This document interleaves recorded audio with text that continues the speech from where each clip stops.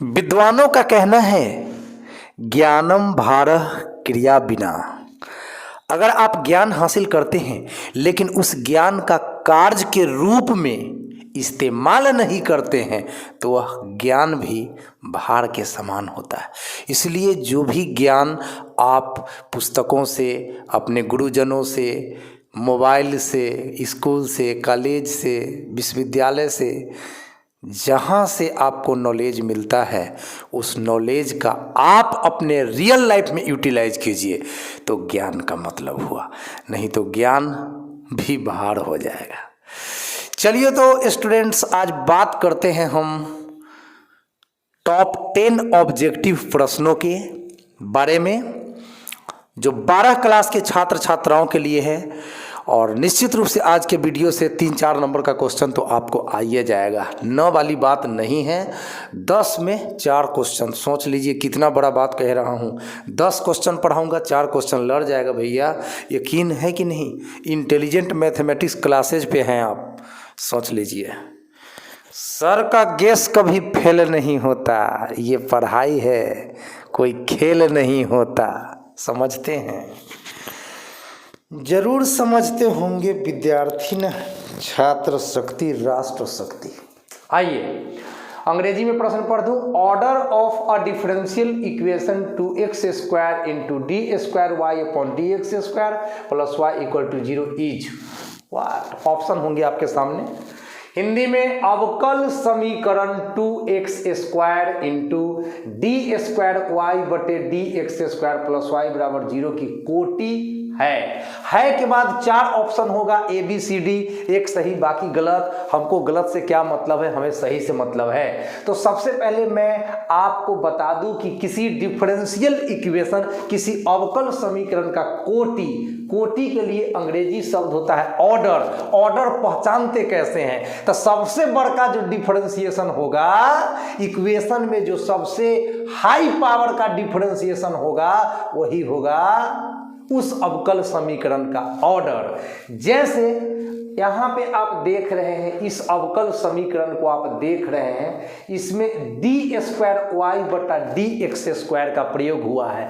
इसको मैथ में कहा गया है सेकेंड ऑर्डर डेरिवेटिव, हिंदी में कहते हैं द्वितीय कोटि का अवकलज। अब इससे बड़ा तो कोई डिफरेंशिएशन इसमें है ही नहीं, तो इसका ऑर्डर हो गया 2। तो फर्स्ट का सॉल्यूशन हो गया प्यारे बच्चों ऑर्डर। हिंदी अंग्रेजी मीडियम वालों के लिए है, ऑर्डर लिखेंगे 2, हिंदी मीडियम वाले लिखेंगे कोटि बराबर 2। चलिए, जिनको जो मीडियम अच्छा लगता है देख लीजिए, कोई फर्क नहीं पड़ रहा है। ऑर्डर का हिंदी कोटि होता है, ऑर्डर हो गया 2 यानी कि कोटि हो गया 2। ठीक है, चलिए सबसे बड़ा डिफरेंशिएशन जो होता है ना, उसका जो ऑर्डर होता है वही किसी डिफरेंशियल इक्वेशन का ऑर्डर होता है। अब है the solution of a differential equation dy बटा dx बराबर y बटा x इज। हिंदी में अवकल समीकरण dy बटा dx बराबर y बटा x का हल है। तो किसी डिफरेंशियल इक्वेशन का आपको सॉल्यूशन प्राप्त करना है तो डिफरेंशिएशन को हटाना होगा, और डिफरेंशिएशन को हटाने का दवाई है इंटीग्रेशन। किसी अवकल समीकरण को अगर आप हल करना चाहते हैं प्यारे बच्चों, किसी अवकल समीकरण को अगर आप हल करना चाहते हैं तो डिफरेंशिएशन को हटाना होगा। लेकिन डिफरेंशिएशन को हटाने के लिए इंटीग्रेशन ही यूज किया जाएगा। जब तक इंटीग्रेशन यूज न करोगे तब तक डिफरेंशिएशन हटेगा ही नहीं। चलिए, आपने परिभाषा जो पढ़ा है, integration is the inverse process of differentiation. Integration differentiation का उल्टा प्रक्रिया होता है। तो अगर डिफरेंशिएशन को ख़त्म करना है तो इंटीग्रेशन कर दीजिए, ऑटोमेटिक आपका डिफरेंशिएशन ख़त्म हो जाएगा। जब डिफरेंशिएशन ख़त्म हो जाएगा तो आपको एक फंक्शन प्राप्त होगा, और जो फंक्शन प्राप्त होगा वही उस डिफरेंशियल इक्वेशन का क्या होगा, सॉल्यूशन होगा। आइए तो करके दिखाते हैं। सवाल नंबर 2 का सॉल्यूशन देख सकते हैं। हमारे पास इक्वेशन है बुआ dy बटे dx बराबर y बटा x। तो एनसीईआरटी किताब के मुताबिक आपने एक एक्सरसाइज स्टडी किया होगा 9.4। तो 9.4 में बताया गया था वेरिएबल सेपरेबल मेथड, मतलब x को और y को सेपरेट कर लीजिए, एक साइड में y वाले को रख लीजिए, एक साइड में x वाले को रख लीजिए और इंटीग्रेशन कर दीजिए, फिर आपको मिल जाएगा उस अवकल समीकरण का सॉल्यूशन, जनरल सॉल्यूशन या व्यापक हल। तो अभी ऐसा ही कुछ किया जाएगा यहाँ पर, ठीक है। चलिए आइए, तो dy के बाटा में ये y चला आया और ये बाटा में dx है तो उधर गुना में dx चला गया, dx बटा x। चलिए अब बराबर के बाद x वाला हो गया, बराबर के पहले y वाला हो गया। अब आप इंटीग्रेशन लगा दीजिए दोनों साइड में, तो 1 बटा y का प्यारे बच्चों हो गया आपको log y और 1 बटा x का इंटीग्रेशन हो गया आपका log x एंड एक कांस्टेंट जोड़ा जाता है log c। अब ये हो गया हम लोगों का log y equal to log m plus log n, log m plus log n, ये हो जाता है बउआ log m इंटू n यानी x गुना c। अब दोनों तरफ log से log को हम समाप्त कर रहे हैं, तो y बराबर मेरा cx बच रहा है या y बराबर kx भी रह सकता है ऑप्शन में, y बराबर kx भी रह सकता है ऑप्शन में। तो cx रहे चाहे kx रहे, इसी में आप लोग टिक मार के अपना 1 नंबर प्राप्त कर लेंगे। तो यही हो गया, देखिए हमें एक फंक्शन प्राप्त हो गया, यहाँ पर इंटीग्रेशन किए तो डिफरेंशिएशन खत्म हो गया, dy खत्म dx खत्म हो गया। तो डिफरेंशिएशन को ख़त्म करने का मंत्र है इंटीग्रेशन, और इंटीग्रेशन के जरिए डिफरेंशिएशन खत्म करिएगा तो आपको एक फंक्शन मिलेगा, जो फंक्शन मिलेगा वही डिफरेंशियल इक्वेशन का क्या होगा, सॉल्यूशन होगा। आपको ये बता दूं कि किसी भी डिफरेंशियल इक्वेशन के सॉल्यूशन 2 टाइप्स के होते हैं, एक को जनरल सॉल्यूशन कहा जाता है, दूसरे को पार्टिकुलर सॉल्यूशन कहा जाता है। तो यहाँ पे पार्टिकुलर सॉल्यूशन तो हम नहीं दे सकते, बिकॉज पार्टिकुलर सॉल्यूशन उस केस में दिया जाता है जब x y का वैल्यूज प्रश्न में गिवन होता है, लेकिन ऑब्जेक्टिव में उतना लफड़ा आपसे करेगा नहीं, क्योंकि यह 1 नंबर का क्वेश्चन है तो इसमें ज़्यादा लफड़ा तफड़ी आपसे नहीं करेगा। यानी उम्मीद है कि जहाँ भी ऑब्जेक्टिव प्रश्नों के अंतर्गत अगर किसी डिफरेंशियल इक्वेशन का सॉल्यूशन पूछा जाएगा, दिस मीन्स आपसे जनरल सॉल्यूशन ही पूछा जाएगा, और जनरल सॉल्यूशन में एक कांस्टेंट c या k आपका मौजूद रहना चाहिए। तो ये सॉल्यूशन हो गया आपका क्वेश्चन नंबर 1 और क्वेश्चन नंबर 2 का। अभी हम क्वेश्चन नंबर 3 का सॉल्यूशन इसी जगह दे देते हैं। The order and degree of a differential equation d4y by dx4 equal to y plus dy by dx का होल पावर 4r। ऑर्डर का मतलब आपको मैंने अभी अभी बताया है, ऑर्डर का मतलब कोटि होता है, और एक नया शब्द आया है डिग्री। डिग्री का हिंदी घात। प्यारे बच्चों, डिग्री का मतलब हुआ घात और ऑर्डर का हिंदी हुआ कोटि। मतलब ये जो अवकल समीकरण आपके सामने है, ये जो डिफरेंशियल इक्वेशन आपके सामने है, इस प्रश्न का आपको कोटि बताना है और आपको घात बताना है। तो कोटि के बारे में मैंने आपको बताया था, हाईएस्ट ऑर्डर डेरिवेटिव जो इन्वॉल्व होगा इक्वेशन में, हाईएस्ट ऑर्डर डेरिवेटिव जो इन्वॉल्व होगा इक्वेशन में, वही हो जाएगा उस डिफरेंशियल इक्वेशन का ऑर्डर। तो आप यहाँ देखिए, ये dy बटा dx है, मतलब ये फर्स्ट ऑर्डर डेरिवेटिव है, प्रथम कोटि का अवकलज है। और यहाँ पे है d4y बटा dx4, तो ये फोर्थ ऑर्डर का डेरिवेटिव है। तो आप ही बताइए, फर्स्ट ऑर्डर और फोर्थ ऑर्डर में कौन हाई पावर का डिफरेंशिएशन हुआ? फोर्थ पावर वाला। तो इसका मतलब ये हुआ, इसका मतलब ये होगा कि बउआ इसका ऑर्डर जो है वह हो गया 4। इसका ऑर्डर कितना हो गया बुआ? 4। मन में करिए विचार। और इसका पावर कितना है? कुछ नहीं तो 1। तो इसका डिग्री हो गया 1।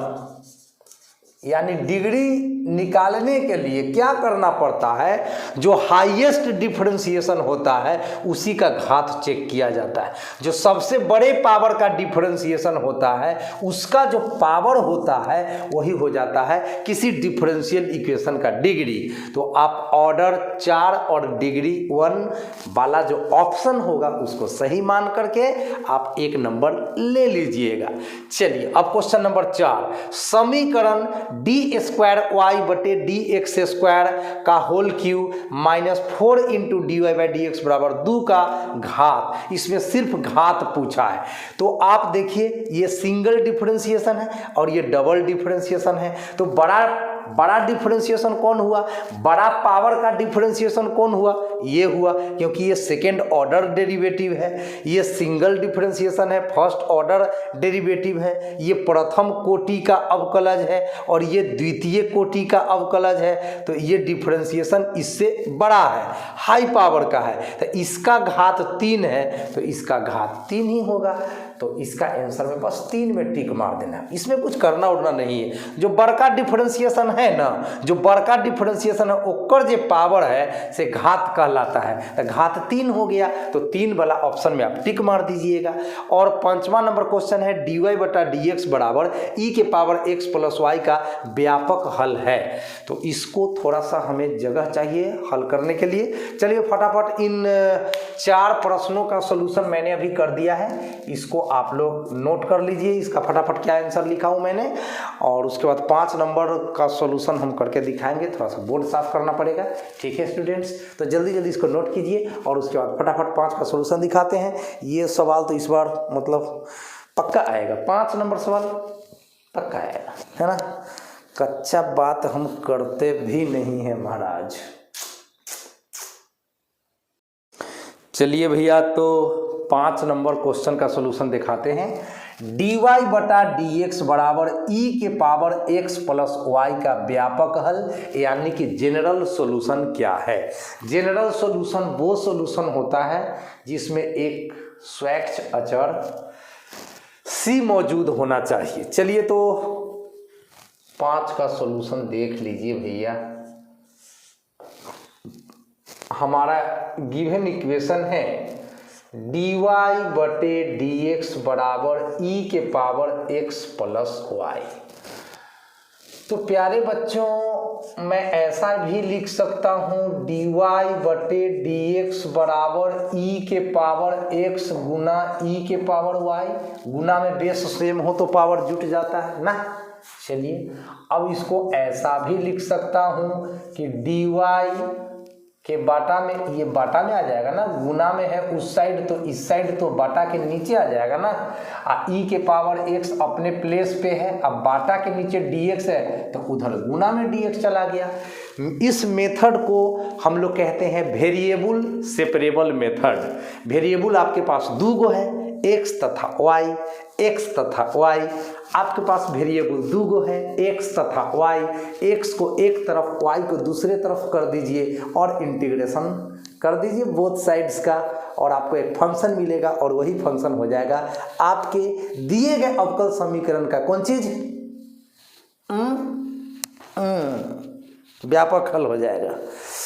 चलिए तो अब इंटीग्रेशन कर दीजिए, इंटीग्रेटिंग बोथ साइड्स। बाटा में ई के पावर y है तो ऊपर ई के पावर माइनस वाई हो जाएगा बउआ, एंड ई के पावर x dx को मैंने इन्हीं लिख दिया। अब ई के पावर माइनस वाई का ई के पावर माइनस वाई और y के पीछे माइनस का चिन्ह है, मतलब माइनस 1 से भाग पड़ेगा, है ना। चलिए एक कांस्टेंट हम इसमें k जोड़ देते हैं और e के पावर x का इंटीग्रेशन तो e के पावर x ही रहता है। अब ये माइनस वाला पद बराबर के बाद जाएगा बउआ तो क्या हो जाएगा, प्लस हो जाएगा। तो e के पावर x उधर रहेगा, आई माइनस वाला पद गया तो उधर प्लस हो गया, e के पावर माइनस वाई। तो यही है आपका व्यापक हल, e के पावर x प्लस e के पावर y, e के पावर x प्लस e के पावर माइनस वाई बराबर k। अब इस k के जगह c भी रह सकता है, इससे कोई फर्क नहीं पड़ने वाला है। इतनी समझदारी तो आपको होगी ही भैया, आप 12 क्लास में जो पढ़ते हैं। चलिए तो नेक्स्ट 5 क्वेश्चन अभी आपके बीच हम शेयर करेंगे इस वीडियो में। तो बहुत खास रहने वाला है आज का वीडियो। एकदम 10 क्वेश्चन को माइंड में बैठाइए और कम से कम 4 नंबर का हकदार बनिए। तो चलिए तुरंत आपके साथ हैं हम। आइए तो सवाल नंबर 6 देखते हैं। दीर्घवृत्त, जिसको अंग्रेजी में इलिप्स कहा जाता है, ठीक है प्यारे बच्चों। 11th में इसके बारे में आप लोगों को एक एक्सरसाइज ही पढ़ना है, एक चैप्टर ही पढ़ना है, दीर्घवृत्त। तो इलिप्स x² बटा 16 प्लस y² बटे 9 बराबर 1 का क्षेत्रफल पूछ रहा है, क्या होगा। ऐसे ये एक ऐसा प्रश्न है, अजूबा प्रश्न है। काहे अजूबा प्रश्न है कि यह लॉन्ग टाइप में अगर पूछेगा बिहार बोर्ड तो 5 नंबर का होगा और ऑब्जेक्टिव में पूछ दिया तो 1 नंबर का होगा, क्वेश्चन सेम रहेगा। अब हैरानी होती है बच्चों को कि सर जो प्रश्न 1 नंबर में पूछ सकता है वही प्रश्न 5 नंबर में पूछ सकता है।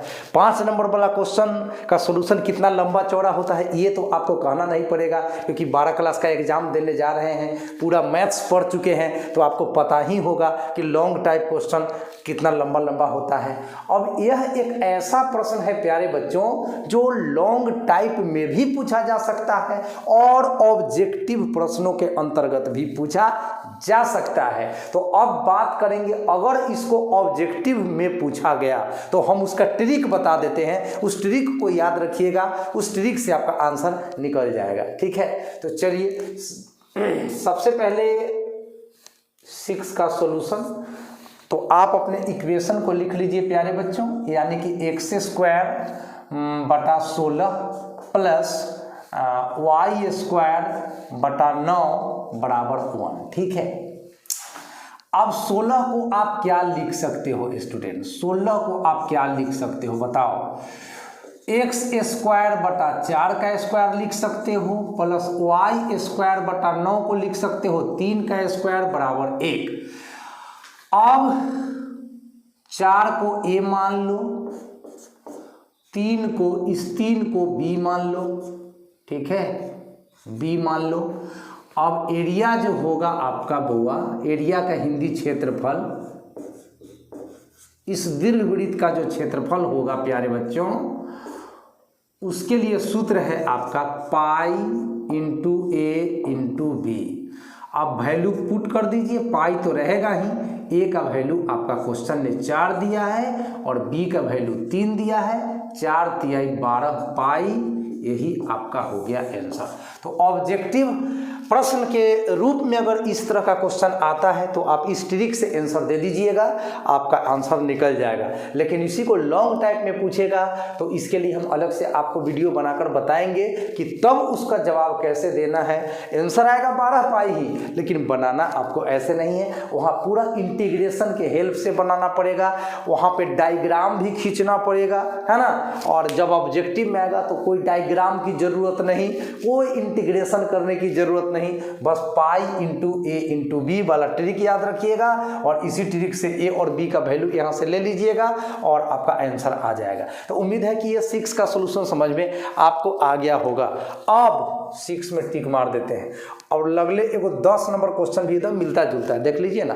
दीर्घवृत्त x² बटा a² जोड़ y² बटे b² बराबर 1 का क्षेत्रफल क्या है। तो बस इसमें तो स्क्वायर के नीचे a है ही, स्क्वायर के नीचे b है ही, तो इसका आंसर तो बस कुछ नहीं करना है, पाई ab हो गया आंसर। याद रखिए भैया, अगर ऑब्जेक्टिव में आया तो इसके लिए आप याद रखिए पाई ab इसका आंसर होगा। अगर यही क्वेश्चन लॉन्ग टाइप में आएगा तो भी इसका क्षेत्रफल पाई ab आएगा, लेकिन उस स्थिति में आपको पूरा दीर्घवृत्त बनाना पड़ेगा। फर्स्ट क्वाड्रेंट के इस एरिया को कैलकुलेट करना पड़ेगा इंटीग्रेशन के हेल्प से, फिर इस एरिया को 4 से मल्टीप्लाई करना पड़ेगा, तब जाकर के आपको pi into a into b प्राप्त होगा। तो चलिए उसके लिए अलग से वीडियो आएगा जब हम सब्जेक्टिव डालेंगे, अपलोड करेंगे वीडियो, तो इसकी जानकारी हम देंगे। इस साल के लिए ये बहुत खास प्रश्न है, ये ऑब्जेक्टिव में न आया तो सब्जेक्टिव में आएगा, सब्जेक्टिव में न आया तो ऑब्जेक्टिव में आएगा। आखिर की ये सवाल तो इस साल बनता है बिहार बोर्ड से, तो पूरी उम्मीद बनी हुई है। इसलिए क्रैश कोर्स में आप लोगों पे मैं जोर देकर कहता हूँ कि दीर्घवृत्त का क्षेत्रफल आपको निकालने आना चाहिए, शॉर्ट टेक्निक से भी और लॉन्ग टेक्निक से भी। शॉर्ट टेक्निक ऑब्जेक्टिव पर काम कर जाएगा, लॉन्ग आपको 5 नंबर दिलवाएगा। तो चलिए, ये तो हो गया 6 नंबर और 10 नंबर का कहानी। अब 7 नंबर का कहानी हम आपको दिखाएंगे। 7 नंबर, आइए 7 नंबर का सॉल्यूशन देखिएगा बुआ। अवकल समीकरण, डिफरेंशियल इक्वेशन। अवकल समीकरण को इंग्लिश में डिफरेंशियल इक्वेशन बोलते हैं। यह चैप्टर 9 में आप लोगों को पढ़ना है, सेकेंड वॉल्यूम के अंतर्गत। dy बटा डी एक्स बराबर 2 के पावर x प्लस वाई, इसका हल क्या होगा? तो चलिए देख लेते हैं फटाफट। dy बटा डी एक्स बराबर 2 के पावर x प्लस वाई को तो लिख ही सकते हैं, 2 के पावर x गुना 2 के पावर y लिख सकते हैं ना बुआ साहब? हाँ सर, जरूर लिख सकते हैं। उसके बाद y वाले को एक तरफ कर लेना है और x वाले को एक तरफ कर लेना है। y वाले को एक तरफ कर लेना है, x वाले को एक तरफ कर लेना है। तो क्या करूं मैं, इस dy के बाटा में 2 के पावर y ले आता हूं और 2 के पावर x के साथ इस dx को भेज देता हूं। अब आप दोनों साइड्स का इंटीग्रेशन कर दीजिए। 2 के पावर y है तो ऊपर 2 के पावर माइनस y हो जाएगा dy, एंड इधर 2 के power x dx।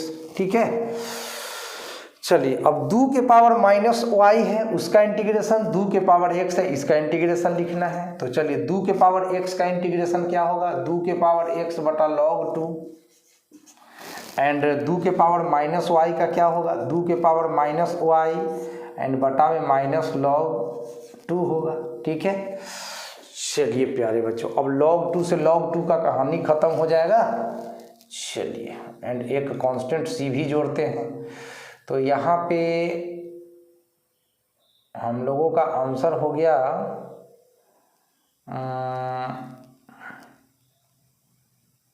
c equal to 2 के पावर x बटा log 2 प्लस, ये माइनस है तो उधर जाएगा प्लस होगा बुआ, तो 2 के पावर माइनस y बटा log 2। ठीक है, चलिए अब log 2 LCM लेकर के log 2 का LCM log 2 और क्रॉस गुना करेंगे तो c log 2, तो भी तो एक कांस्टेंट है, तो ये हो गया 2 के पावर x प्लस 2 के power y equal to c। ठीक है, समझ में आया? ये ना कहिएगा कि log 2 कहाँ गया। देखिए log 2 का LCM log 2 और log 2 को क्रॉस गुना किया स्मॉल c में तो c log 2 हुआ। आखिर की c log 2 एक कांस्टेंट है तो उसको हमने एक बड़ा c लिख दिया। बस यही हो गया आपका 7 नंबर का सॉल्यूशन। ठीक है प्यारे बच्चों, तो 7 नंबर का सॉल्यूशन हो गया। अब आपके पास बच गए हैं 2 क्वेश्चन। ठीक है, तो चलिए थोड़ा सा इसको साफ करते हैं, फिर आपको बाकी के 2 क्वेश्चन का सॉल्यूशन बताते हैं। तब तक इसको नोट कर लीजिए भैया आप लोग।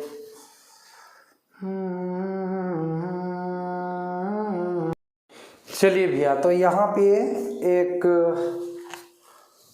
माइनस छूट गया था। चलिए 2 के पावर x प्लस 2 के पावर माइनस y बराबर c, ये हो गया आपका 7 का आंसर। ठीक है, तो अब हम आपको दिखाने वाले हैं किसका आंसर, 8 का आंसर दिखाने वाले हैं। चलिए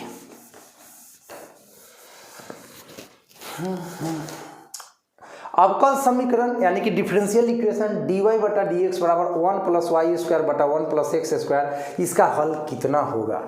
चलिए इसका हल कितना होगा निकालेंगे तब तो बताएंगे कि कितना होगा। तो सवाल नंबर 8 देखिएगा, dy बटे डी एक्स बराबर लिखा है dy बटा डी एक्स बराबर 1 प्लस वाई स्क्वायर बटा 1 प्लस एक्स स्क्वायर। ठीक है, अब इसको हल करना है। हल करने के लिए हम लोग करेंगे वेरिएबल सेपरेबल मेथड का प्रयोग, जिसको हिंदी में कहते हैं चर पृथक्करण विधि। पृथक का मतलब अलग करना होता है। एक पट्टी x कर दो, एक पट्टी y कर दो, इंटीग्रेशन कर दो, कहानी खत्म हो गया।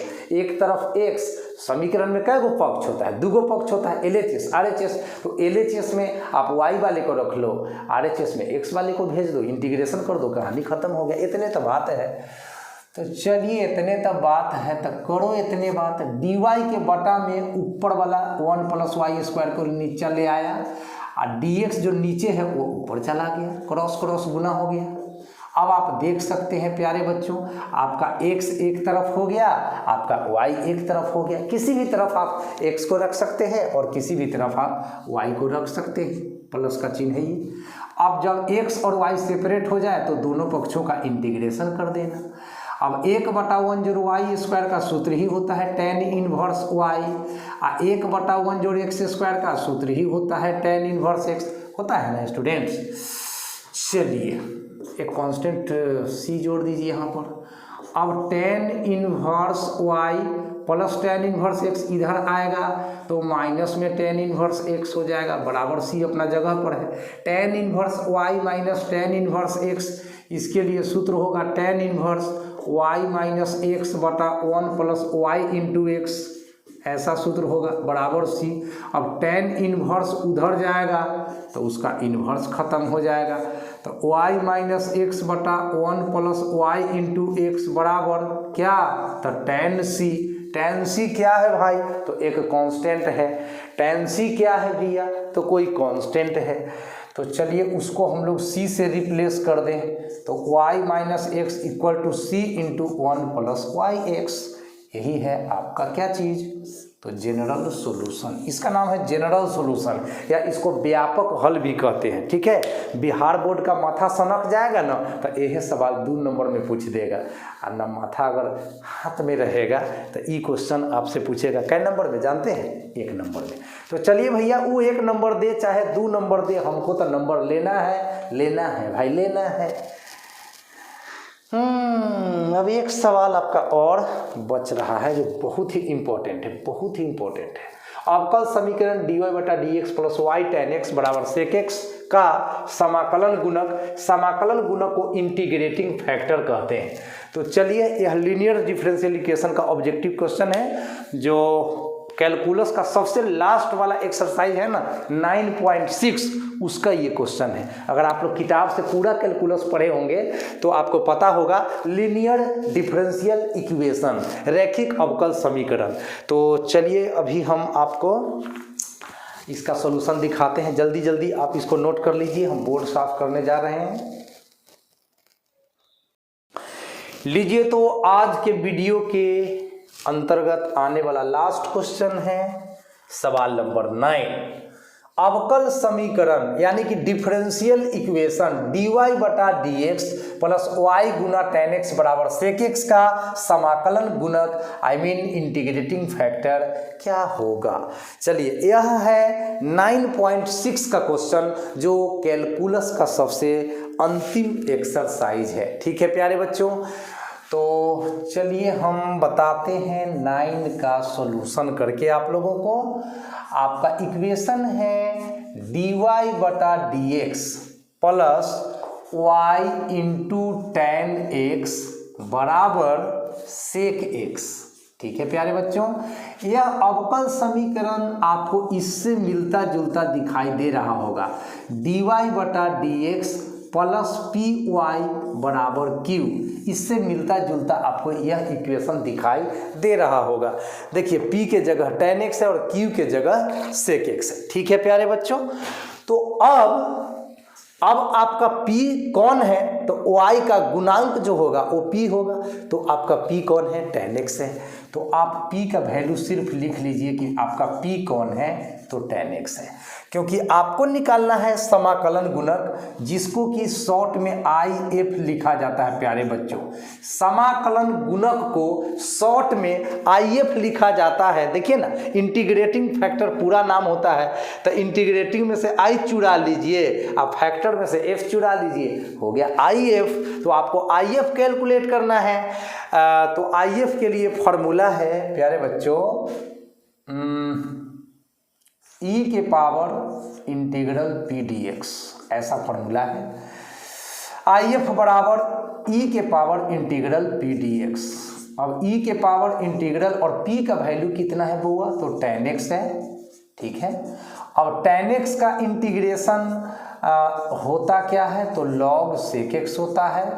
ऐसे माइनस में log cos x भी होता है, ठीक है, लेकिन फिर माइनस लगाएंगे तो फिर log का रूल अप्लाई करेंगे तो हमारा स्टेप ऐसा ही आ जाएगा, इसलिए माइनस का झंझट छोड़िए। ऐसे आपको मैं बता दिया हूँ कि tan x का इंटीग्रेशन माइनस में log cos x भी होता है एंड प्लस में log sec x भी होता है, तो हम प्लस वाला लेकर चलेंगे, हमको फायदा होने वाला है। अब आपको एक फॉर्मूला जरूर पता होगा, e के पावर log x, मालूम है ये क्या होता है, e के पावर log x क्या होता है, x होता है प्यारे बच्चों।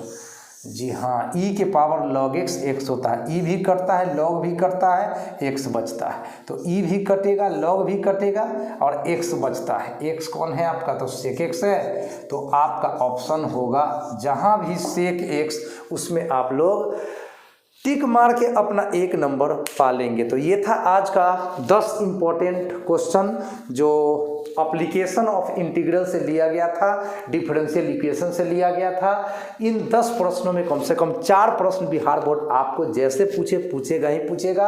अब 4 नंबर कितना कीमती हो सकता है ये तो आप ही को पता है या मुझे पता है, बाकी लोगों को क्या पता है भैया। तो जिंदगी एक सफर है सुहाना, यहाँ कल क्या हो किसने जाना। जिंदगी एक सफर है सुहाना, यहाँ कल क्या हो किसने जाना। तो कोई नहीं जाना भाई, कोई नहीं जाना, इसीलिए तो कहते हैं कि बस जो जिंदगी का पल मिला है उसको भरपूर जी लो और आनंद मनाओ, खुशियाँ मनाओ, अच्छा से पढ़ो लिखो। और एडवांस में हैप्पी न्यू ईयर भी बोल देता हूँ, 2023 आने वाला है और मैं आप तमाम विद्यार्थियों को आशीर्वाद करता हूँ कि आप अच्छा से अच्छा रिजल्ट लाएं और अपने माता पिता को गिफ्ट करें 2023 में। इससे बड़ा गिफ्ट आपके तरफ से क्या हो सकता है कि आप अच्छा रिजल्ट लाएं और अपने माता पिता को खुश करें और आने वाला आपका समय ब्राइट हो, फ्यूचर आपका सुनहरा हो, इसकी हम भगवान से कामना करते हैं, दुआ करते हैं कि आपको सद्बुद्धि दे भगवान, आप पढ़ लिख के देश के काम है, समाज के काम है और हमारे काम नहीं आइएगा।